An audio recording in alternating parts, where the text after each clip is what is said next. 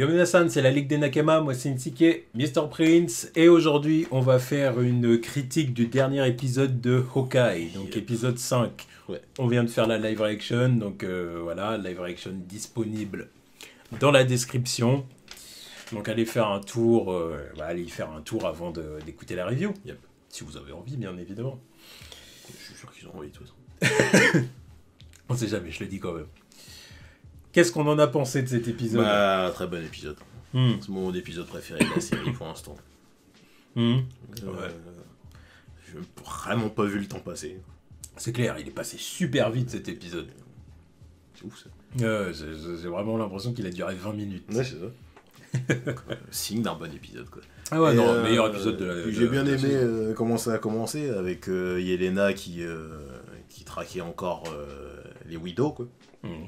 Qui essayait de les délivrer de leur emprise. de leur emprise. Puis pour celle en question dans l'épisode, là, elle n'emprise que dalle, hein. Elle était toujours dans ses contrats, donc elle s'en foutait de ça. Mhm. Elle concernait pas. Ouais. Et puis j'ai bien aimé comment ils ont fait le truc du snap et du retour. Quoi. Le snap et le blip. Le fait de l'avoir disparaître et réapparaître automatiquement pour nous montrer vraiment le point de vue de quelqu'un qui disparaît. C'est ça, alors, ça s'est vraiment passé en un instant. Mhm. J'avais déjà fait ça, mais pas de cette façon-là dans WandaVision avec Monique Rambeau. Juste le moment où elle était de retour, mais elle était partie pendant qu'elle faisait une sieste, donc c'était encore pire. Yeah. C'est pas rendu compte du bordel. Mhm. Et tu la voyais juste réapparaître. Là, c'est vraiment que tu disparais, tu réapparais, instantané, t'as perdu 5 ans. C'est chelou. Mhm. Mais ouais, non, je trouve que c'était très bien fait. Ouais. Bon, puis après, on a eu la petite soirée entre filles, Ouais. voilà, entre Yelena et Kate. Ouais. Voilà, bon, Yelena qui montre à Kate que, bon, voilà, tu ne m'effraies pas, je sais tout sur toi. Ah, clairement pas. Donc, je peux vraiment foutre la merde dans ta vie. Ah, putain, je peux le buter quand je veux. Voilà. Ouais, ta mère. Donc, te mets pas en travers de mon chemin. Et puis, en fin de compte, ce qu'elle voulait savoir, c'est qu'est-ce que Clint avait contre elle, quoi, pour qu'elle travaille avec lui. Parce que, bon, elle est dans son truc comme quoi Clint, c'est un bad guy. Ouais, que Clint a tué sa sœur, tout ça. Voilà. Donc, elle se dit, il doit la manipuler. C'est ça. Voilà. Une petite conversation et c'est vite réglé. Bon, et Kate est dévastée parce que son idole l'a repoussé, quoi. Donc, un peu seum, quoi, tu vois. Bien sûr. Et a dit tout à sa mère. Hein. Elle dit tout ce qu'elle sait à sa mère sur la mort d'Armand et tout ça. Non. Voilà. Et... elle suspecte son beau-père. Quoi. Voilà, exactement. Évidemment que la mère, elle est suspecte. Elle était suspecte depuis plusieurs épisodes. Elle est coupable. Ah bah oui. Voilà, et du coup, il y a aussi Clint qui va voir Maya, Echo, il y a combat et tout ça, puis en gros, il essaye de lui dire lâche l'affaire. Ouais. Lâche l'affaire. Voilà, j'ai été tuer ton père et tout, mais parce qu'il y avait des pistes. Quelqu'un m'a engagé. Voilà. Ah, la sale besogne. Voilà, exactement. Ton boss. Ah, dis, mon boss. Et d'ailleurs, quelqu'un t'a trahi dans tes rangs, tu vois. C'est ça. Qui est son pote, celui qui parle en langage des signes. Exactement. Je sais même pas s'il a un nom. Plutôt en avoir un. J'ai jamais capté son nom. On n'a pas retenu. Non. Et voilà. Et puis bon, en gros, Kate vient sauver Clint. Bon, clairement, on sent bien qu'elle va réussir à lui dire, de toute façon, c'est pas vous qui décidez, c'est moi qui décide. Je vais sur le terrain si je veux. C'est ça. Voilà. Je suis une grande fille. Voilà, donc bien évidemment qu'il va être obligé d'accepter. Oui, Hein, dans le 6e épisode, on se doute bien qu'ils vont mettre leur costume accordé, là, C'est et ça. que c'est parti. Ils vont être mignons, tu vois. Voilà.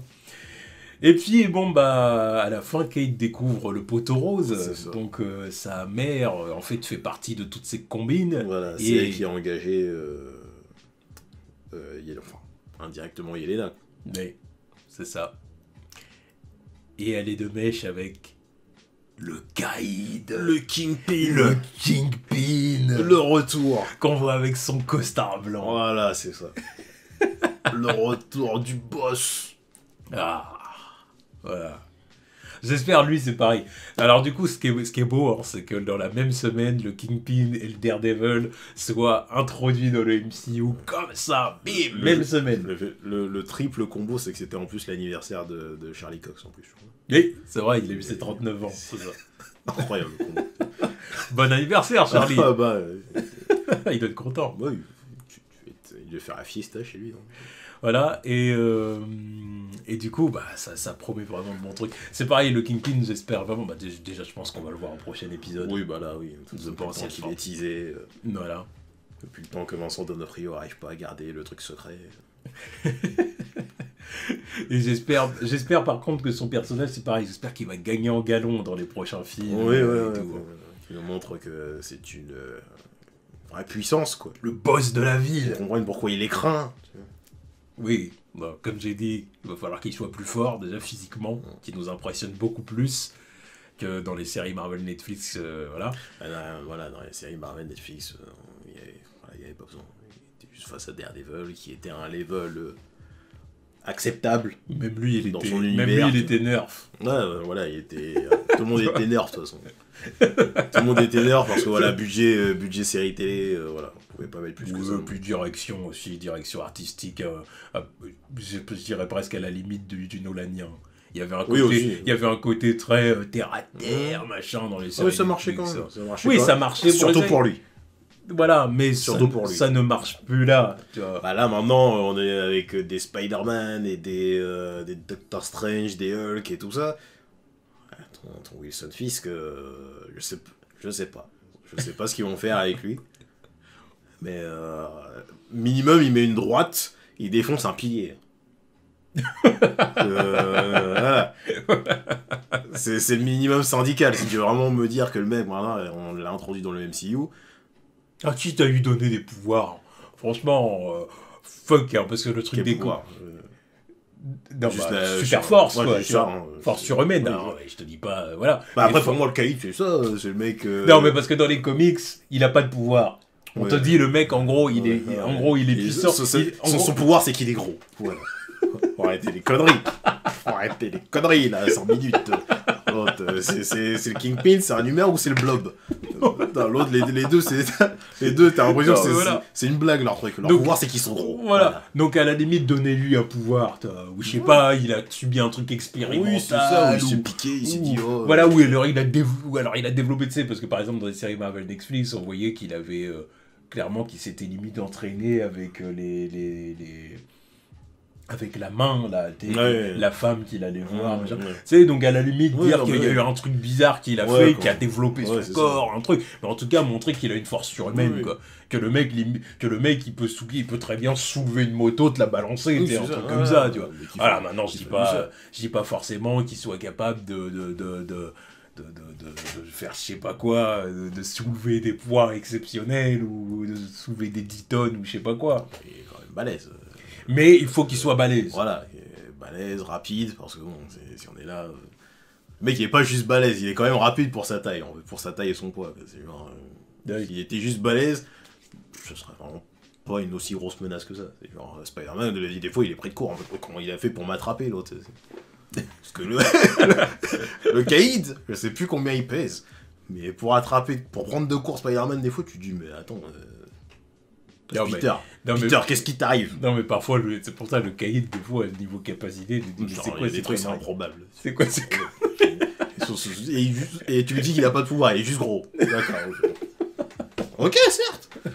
Non, c'est pour ça, à la limite, donner des pouvoirs, voilà. Il est plus fort et rapide que la moyenne. Bah, les rindite, voilà, il a réussi à s'approprier un petit peu du sérum du super soldat. Oui, ou un truc comme ça. Mais à la limite, dans les comics, on peut l'accepter.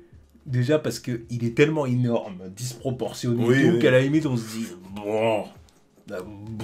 Oui, et puis après ils sont tellement dans un univers où il y a tout et n'importe quoi, tu te dis vas-y, lui c'est bon, ça passe. Voilà. C'est juste lui qui est comme ça. Sauf que là, le délire c'est que c'est Vincent D'Onofrio qui l'incarne et que bon, ok, pour le rôle il grossit vite fait et tout, machin, tout d'accord. Mais après il est déjà grand en plus, je sais. Oui. C'est déjà un grand gaillard. Oui, mais pas de là à ce qu'on te dise le mec sans pouvoir, il a une force surhumaine ou je sais pas quoi. Non, mais tu vois, là, ça n'a pas de sens. Non, faut faire les trucs bien. Donc, surtout voilà. maintenant que surtout maintenant qu'ils ont réintroduit Daredevil dans le MCU et que le mec il attrape des trucs sans même les voir, alors que le truc il arrive d'en bas, tu vois, dans Spider-Man. Ouais, quand je suis en train de spoiler. Mais le mec il attrape des trucs. Bon, vas-y. Le mec il attrape des trucs sortis de nulle part. Excuse-moi, là s'il doit affronter le Caïd, faut qu'il y ait combat quoi. Faut qu'il y ait combat. Le mec il est boosté alors que c'est pour affronter un mec tout à fait lambda qui peut droiter et terminer en one shot, c'est pas la peine. Ouais, on verra bien. Mais en tout cas, ouais, c'était un très bon épisode. Ouais, très bon épisode. Content du retour de... Meilleur épisode de la série, clairement, parce que les épisodes jusqu'à maintenant, bon, ils étaient sympathiques. Ouais, sympatoche, mais là... Il y a des moments où c'était un peu... Voilà. Ouais, vous savez, Voilà. Là, non, ça m'a tenu en haleine, j'étais dedans. J'avoue que j'étais dedans. Même les conflits intérieurs de Clint, là, j'aimais bien. Tu vois, le fait d'aller se recueillir sur le mémorial des Avengers, penser à Black Widow, le petit échange avec sa femme, tout ça. Non, j'ai rien à reprocher à cet épisode, en fait. Non, ouais, même le combat avec Echo, c'était bien, il Ouais, était bien et tout. Et non, bah, très bon épisode. J'avoue, j'ai rien à reprocher à l'épisode. Il est tellement passé vite que... Non, c'est vrai, non, franchement, c'était bien. C'était bien Très bien bon de épisode. bout en bout. Ouais. Espérons que le final soit encore meilleur. Exactement, on attend le final maintenant, donc dites-nous ce que vous attendez du final. Hein, Ouais. Qu'est-ce que vous attendez du final? Qu'est-ce que vous attendez du Caïd?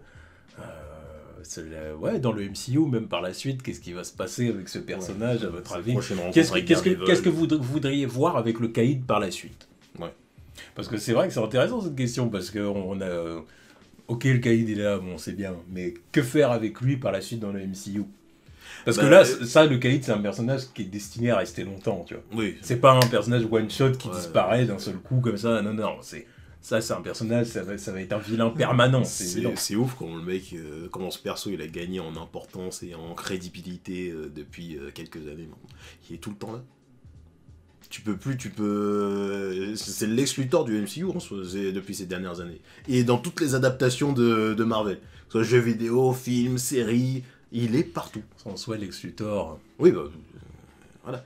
Mais. La version moderne. C'est ça. John Burns était inspiré du Caïd de Marvel, oui, clairement, donc bon. Mais il est partout, le mec est devenu crédible de ouf, alors que c'était à moitié une blague à l'ancienne.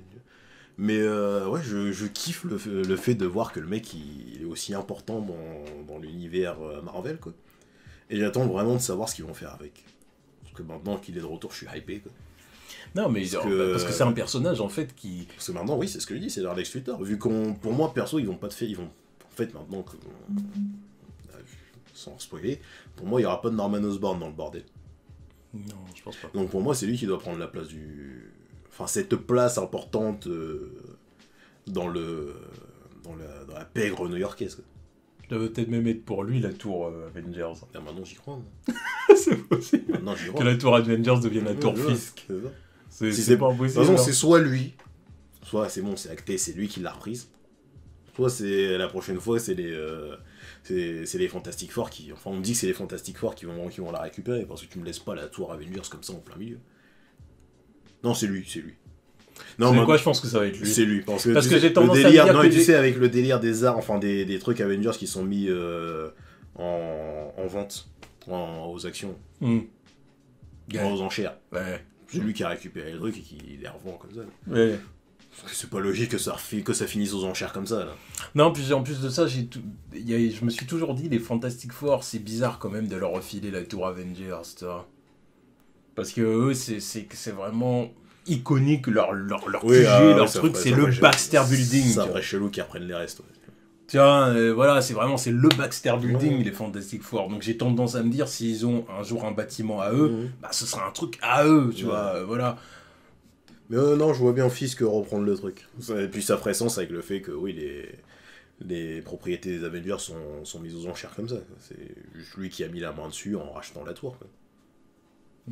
Enfin, c'est après logique. Ouais. Donc bon, bah voilà, discussion dans les commentaires, et puis bah on verra, hein. On verra ce qui se fera avec ce personnage. Je suis hypé. Le caïd, Daredevil, je suis hypé. Et c'était les meilleurs trucs des séries Netflix, donc exactement. Là, les ressortir maintenant. Donc, hâte de voir comment ils vont être soft reboot dans le MCU. Là, je suis hypé. Hâte de voir ça. Hypé de ouf. Bon bah voilà, let's go dans les commentaires. Allez, tchuss.